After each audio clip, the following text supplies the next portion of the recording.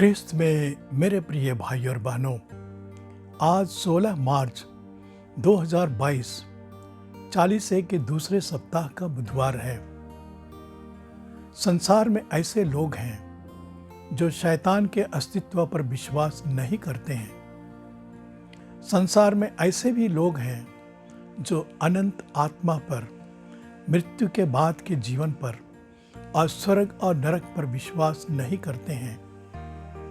संसार में ऐसे लोग भी हैं जो पाप पर विश्वास नहीं करते और अनैतिक और अमानवीय कार्यकलापों में संलग्न रहते हैं। संत मत्ती रचित सुसमाचार के 25वें अध्याय में आने वाले न्याय के दिन की घटना को प्रभु यीशु ने चर्चा की है। वे पापियों से कहेंगे, शापितो, मुझसे दूर हट जाओ, उस अनंत आग में जाओ जो शैतान और उसके दूतों के लिए तैयार की गई है। लेकिन हम मसीही विश्वासी भाई बहन अनंत आत्मा, मृत्यु पर्यंत जीवन, स्वर्ग और नरक के अस्तित्व, भले कर्मों के पुरस्कार और बुरे कर्मों के दंड तथा शैतान के अस्तित्व पर पूरा विश्वास करते हैं और करना चाहिए।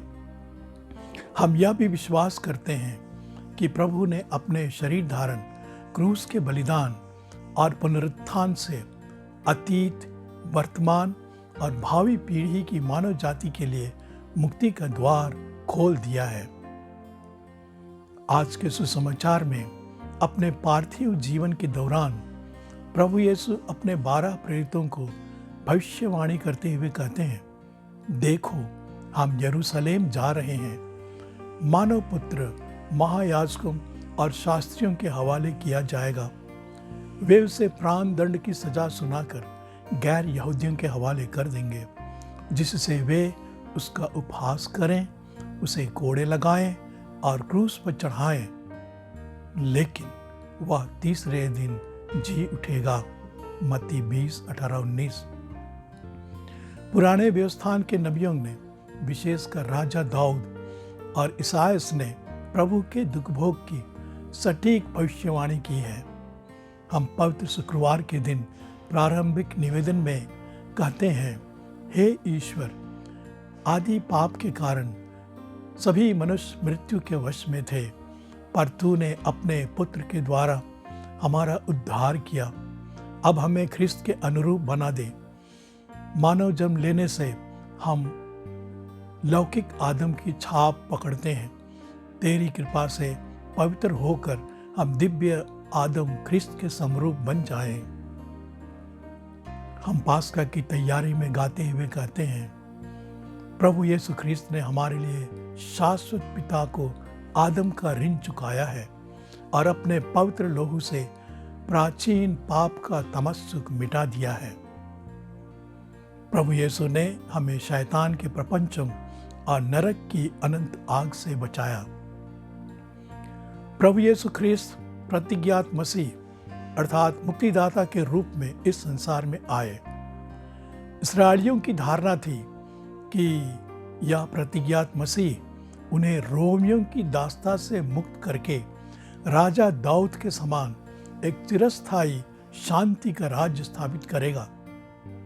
वे सोचते थे कि मसीह राजा दाऊद की तरह सांसारिक मापदंड के अनुसार एक शक्तिशाली राजा होगा। इसी विचार के तहत ज़ेबेदी के पुत्रों जोहन और जेम्स की माता यीशु से उनके लिए प्रभु के राज्य में प्रभु यीशु के बगल की कुर्सी पर आसीन होने की प्रार्थना करती है। वास्तव में प्रभु यीशु सांसारिक साम्राज्य नहीं, आध्यात्मिक राज्य अर्थात ईश्वर या स्वर्ग का राज स्थापित करने के लिए इस संसार पर आए थे। इस राज्य का अर्थ है प्रेम, शांति और न्याय का राज्य। प्रभु यीशु इस राज्य को पृथ्वी पर और प्रत्येक के हृदय में स्थापित करना चाहते हैं। इस मिशन के लिए उसे दुख भोग सहने के साथ क्रूस की क्रूर मृत्यु सहनी थी। जिस तरह से इस्राएलियों ने नबी यिर्मयाह के विरुद्ध षड्यंत्र रचा, उस पर भयंकर अत्याचार किया, उसी तरह से शास्त्रियों और फरीसियों ने प्रभु यीशु ख्रिस्त के विरुद्ध किया। प्रभु यीशु ने अपने विरुद्ध होने वाले षड्यंत्रों, अत्याचारों और प्राण दंड को जानते हुए भी मानव मुक्ति के लिए सब कुछ स्वीकार किया, क्योंकि यही उसके पिता की इच्छा थी। प्रिय भाई और बहनों, 40 की इस अवधि में हम पश्चाताप करते हुए पास्का के मुक्ति रहस्यों पर मनन ध्यान करें, ताकि ईश्वरीय प्रेम की गहराई और प्रभु यीशु ख्रिस्त के आत्म बलिदान को समझ सकें। इस तरह हम अपने विश्वास में मजबूत और ईश्वर के प्रति भक्ति में सराबोर हो जाएं। अंत में हम प्रार्थना करते हुए कहें, हे प्रभु, तेरे पुत्र ने अपना रक्त बहाकर हमारे लिए मुक्ति दी है। अपने असीम दया की याद करके तो अपने भक्तों को सदा के लिए अपनी शरण में ले ले और पवित्र कर। आमीन।